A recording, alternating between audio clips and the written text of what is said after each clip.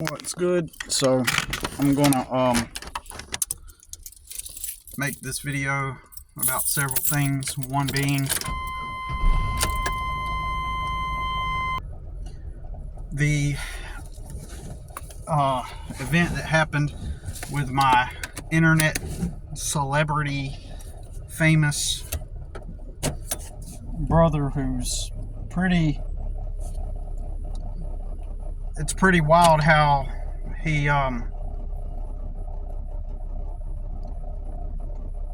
has a hit like a it's the halo effect of fame, the control, the spell that everybody's under as a result of that.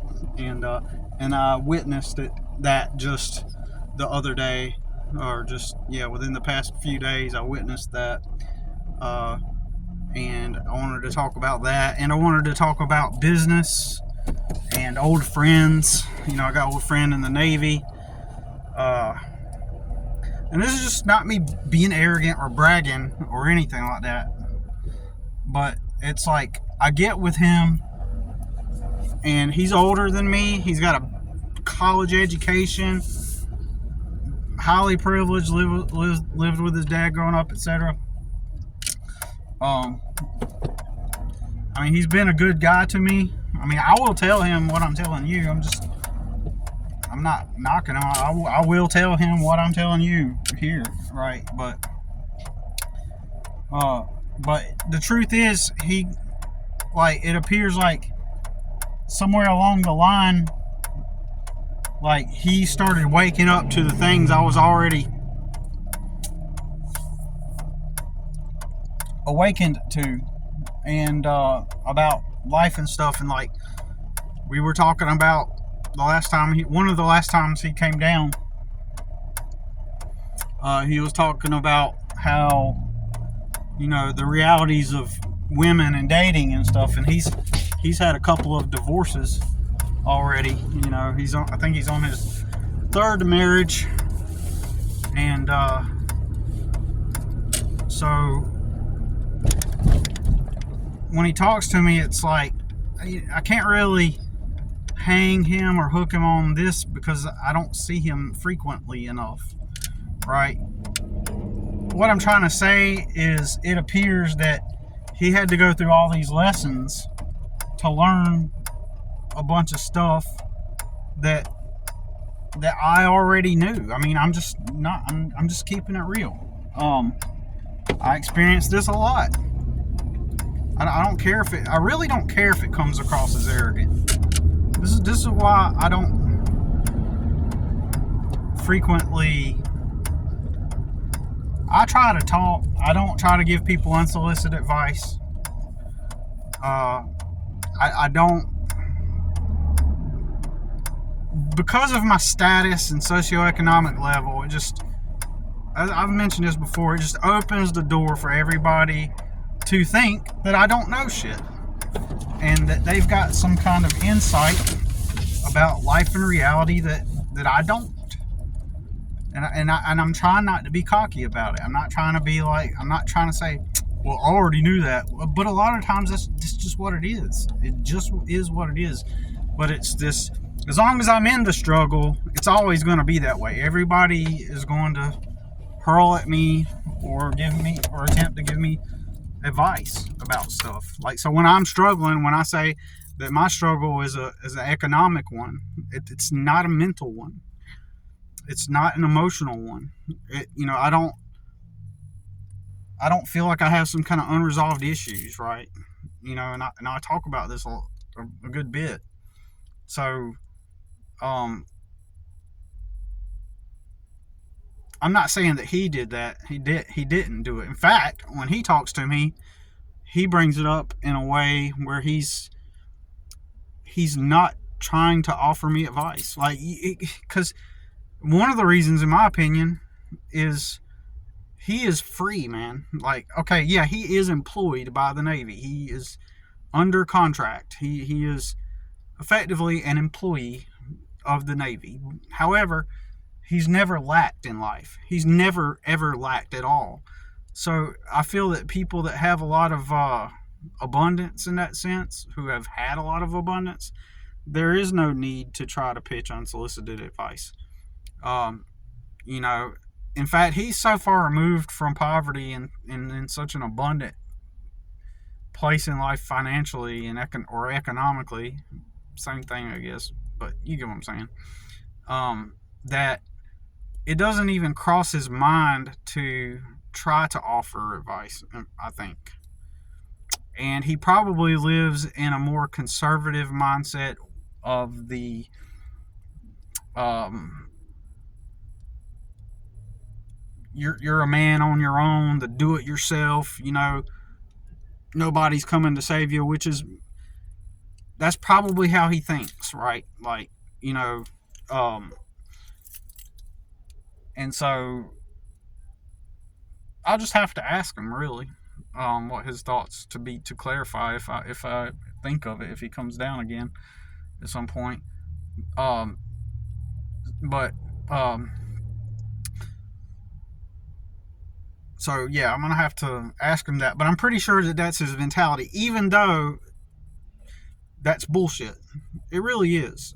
Everybody gets help along the way, including him. I mean, he's a prime example of someone, that did not do it all on his own. He literally did not do it all on his own. But if we were just sitting around with a bunch of dudes, whatever, they would consider him having done it all on his own, right? And he might even be taken aback if I ever said that. Well, you didn't do it on your own. He'd be like, what do you mean I didn't do it on my own? I went to college. I worked my jobs. I paid off my school. I went into the Navy. I got a good career. But like all along that time, your foundation began with no bills. And you got to live with your dad. You got all your meals paid, most of all of your meals paid for. So you got that stable foundation to start from. That would be my argument back to him.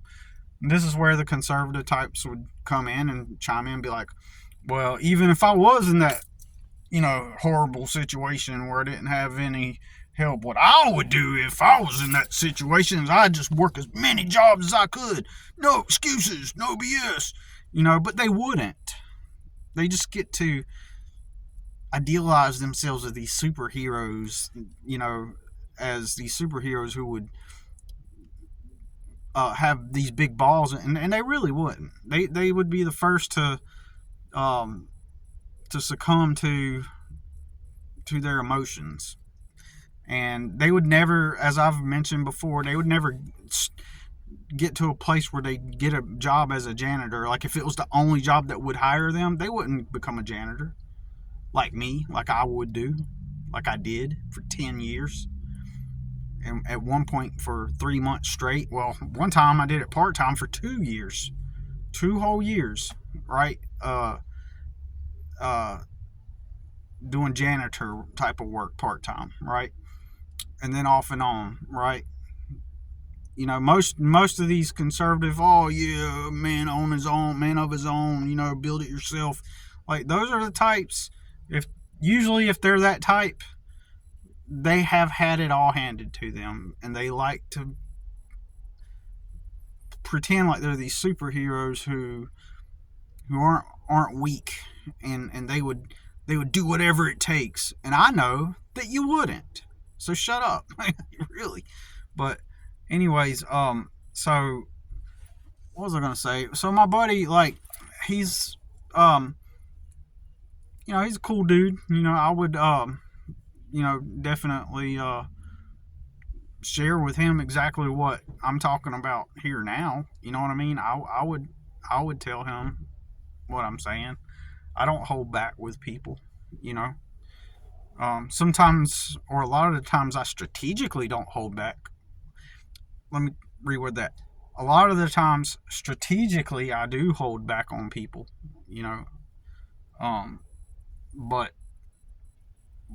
but I don't, like, I tell it like it is. But sometimes there's, you have to be strategic and tell it and hold your tongue at times. It's just, just context dependent. That might be my favorite phrase, context dependent. Because so much of life is context dependent. There's no while a lot of people want to believe and people perceive and think that there's this universal structure to things, script that you follow, and just because even if it works for millions of people, there's also millions of people the same script within context don't work for those people. So anyways, I want to say real quick before I forget, after I upload this, when I hit the upload button, I'm going to get on Kirk's channel, Metaphysical Truth in Games, because it doesn't really notify me. Maybe because you don't upload too often on occasion, and so maybe I miss it, but it never notifies me. And I found out on Post Nostalgos' channel, I realized that he was responding to one of Kirk's recent uploads on Metaphysical Truth in Games, and I had not realized that you had uploaded anything. So I'm gonna definitely check that out after I get off of here, and I'll check out Post Nostalgos, the hour and a half gaming where you're watching Kirk play Mono Trigger. I'll check that out too, and I checked out the recent one, and so I already listened to that one. Obviously, I commented on it, but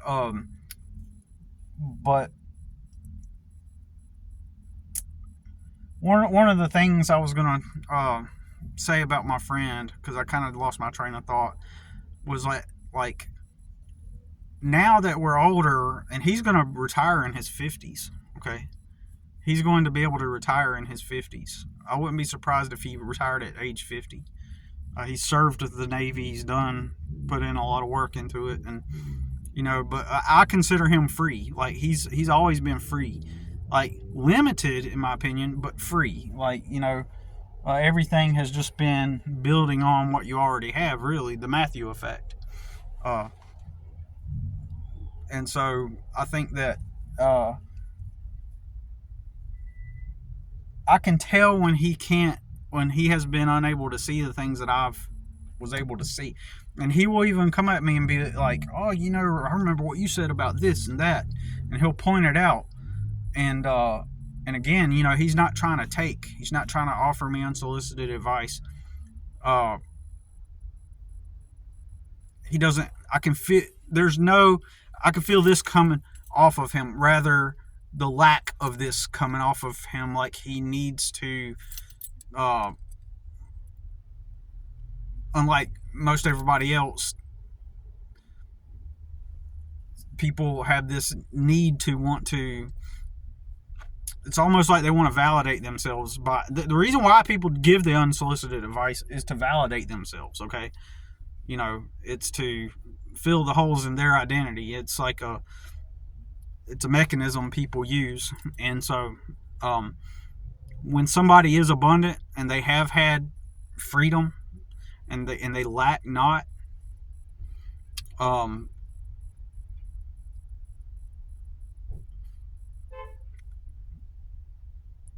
it presents the possibility that you can, it's rare, okay? Because when I said that just now, I just realized that I talked with my mother today and her youngest sister, who proclaims she's a millionaire because they sold that landscaping business. And it would make sense because he's had that business since the 80s. So it would, and he had like major contracts, like with like the new $28 million family court building that got built for $28 million, right? My aunt's husband, his business contract, got the contract for that. So that means that he's immersed into the city, like business-wise, got to the point to where he got to do contracts. And I've seen him all over town. Like, I've seen his business at a corporate park, an industrial park, I meant to say, where,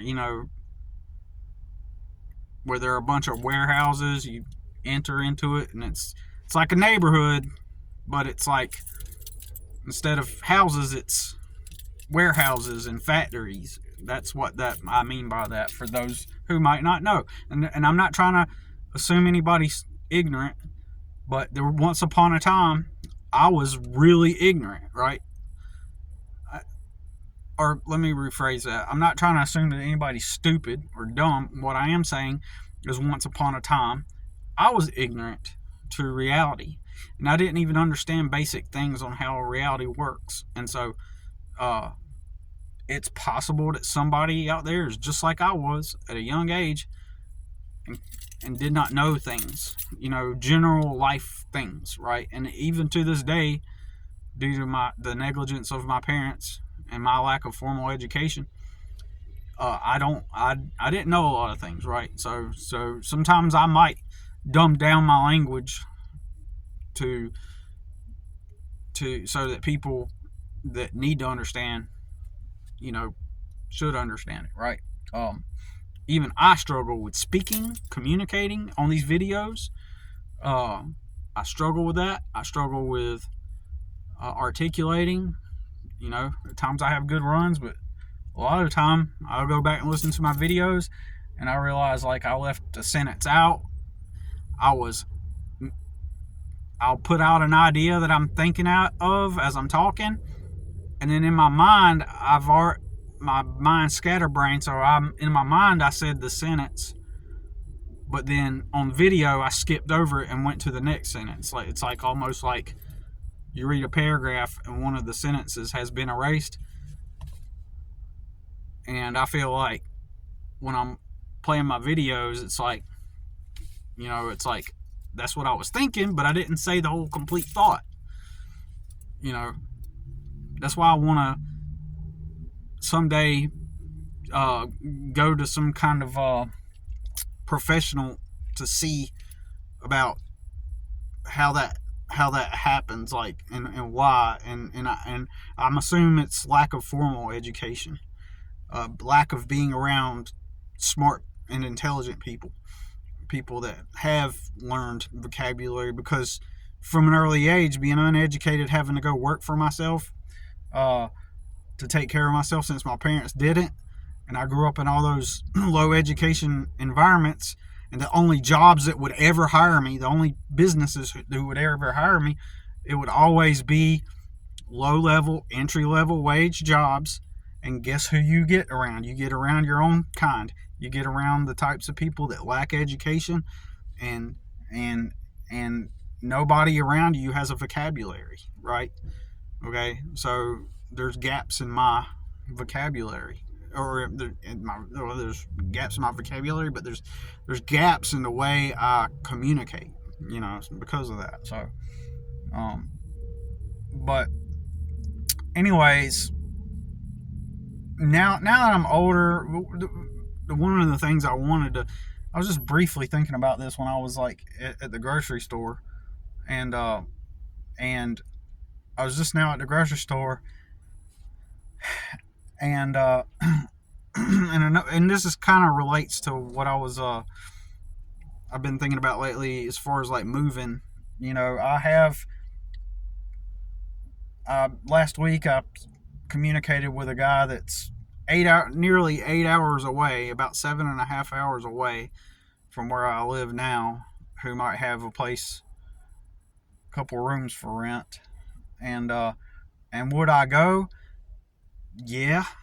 At the same time, I'm like, I'm gonna have to weigh this out and think, what is the most practical thing, being that I am economically codependent.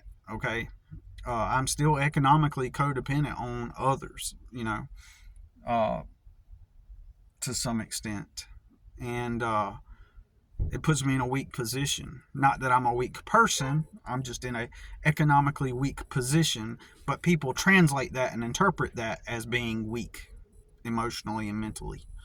That's how people interpret that. If you're economically codependent, then therefore you're also incompetent, and so you probably don't work, or you're incompetent when it comes to work, or you lack this, you lack that. Oh, you lack self-esteem, you lack, I mean, all these things that just have nothing, they're not connected. Like, I'm fine, right?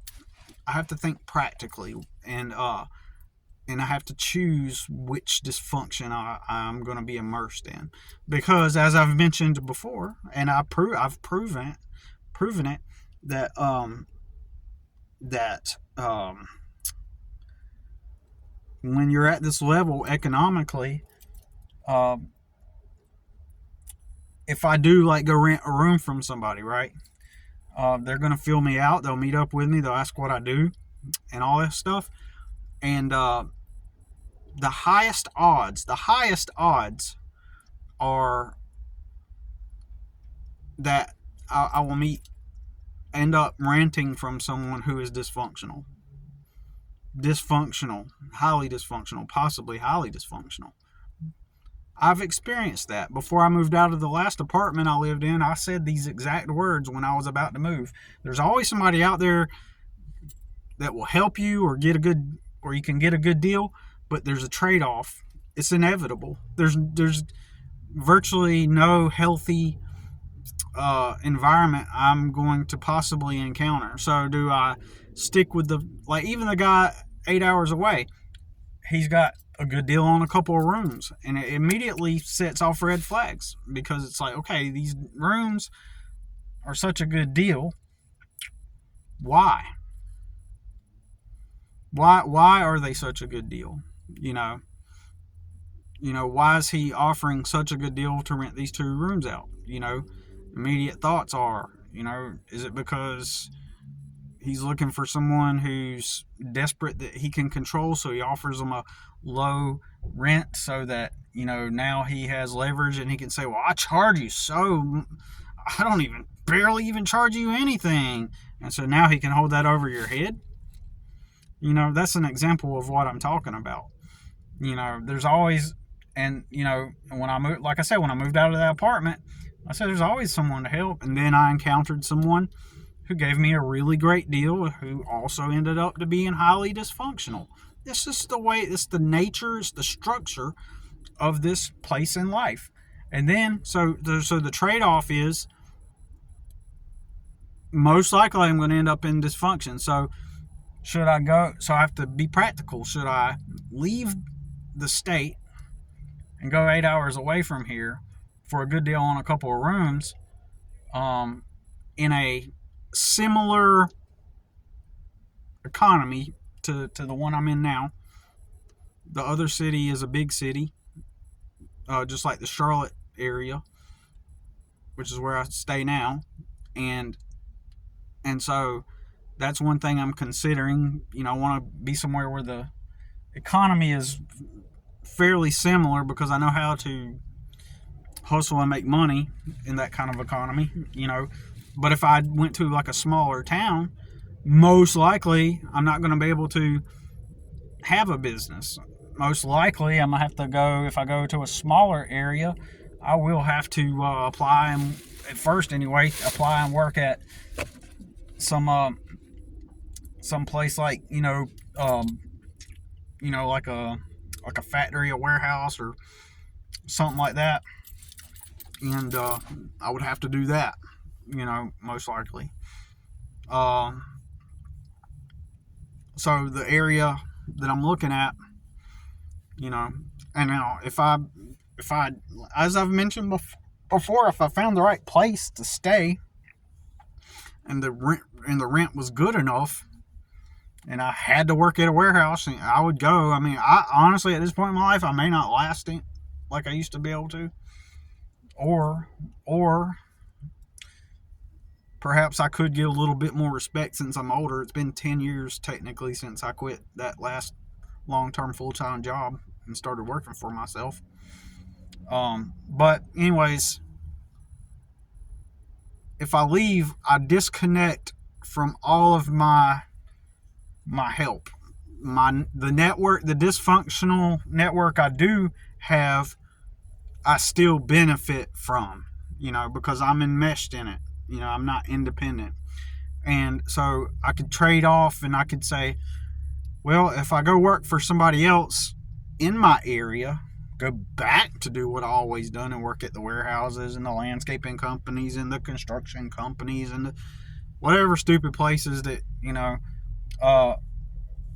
I guaranteed, because again, the level of socioeconomic status I have means that the only places that will hire me, look, in the past, I could never even get hired by retail stores and stuff, except for Walmart when I was 18. But like, I applied at Books A Million, I applied at Target, I applied at all these places back before it was applying for the internet, right? I would apply for, part-time jobs, even like Books A Million, seasonal, because I was always looking for part-time work. I wanted a different environment. I wanted different environments that were not blue collar and dirty, right? Blue collar and dirty sucks. I don't care what. People that enjoy that, good for them. I'm glad. I've done it all my life and I don't like it. I just never have liked it. It's boring. It's not stimulating. It's routine. It's not creative. And so, I just don't like the blue collar. The only benefit is you get physical exercise, but the downside of that is that you get the downside of that is it kills your body long term. It just kills your body. Like, your body is killed, right?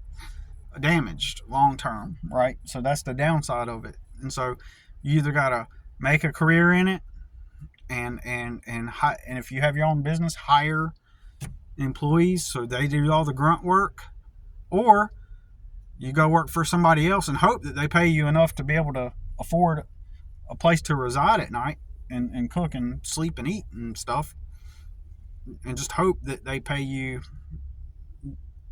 an amount that will, provide that kind of meet your basic needs. For me, that's never happened. I've never worked at a job that even met my basic needs, ever, never, not once. And I never found roommates.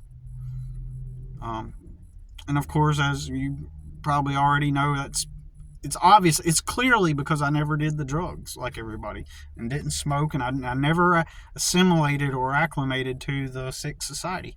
I never stepped my foot in, right? Because I despised it. I hated everything about it, because of how I grew up and the things I witnessed, and experienced. And so